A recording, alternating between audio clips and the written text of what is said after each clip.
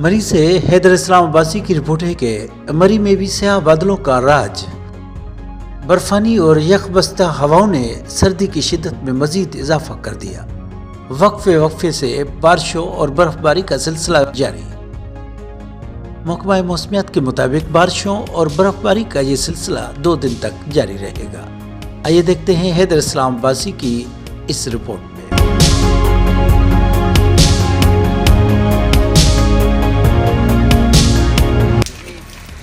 District Rajanpur से आए हैं, पंजाब डिस्ट्रिक्ट राजनपुर से मिला है बारिश के लिए हुई है और हमने हम बड़ा लुत्फ़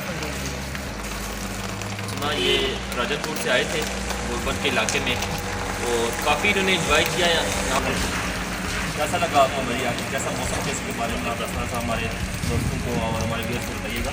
मौसम बहुत अच्छा है जी, अगर मेरा कैमरामैन अगर आपको बता सकते, देखिए मौसम का तो साथ साथ चलता रहता है, लेकिन अगर मेरा कैमरामैन आपको बता सके यहाँ पे बारिश की डिफिकल्टियाँ वगैरह बंद है, जिसकी वजह से सयाहों और मुकामी लोगों को काफ़ी मुश्किलात का सामना करना पड़ रहा है। वीडियो दिखाइए करो।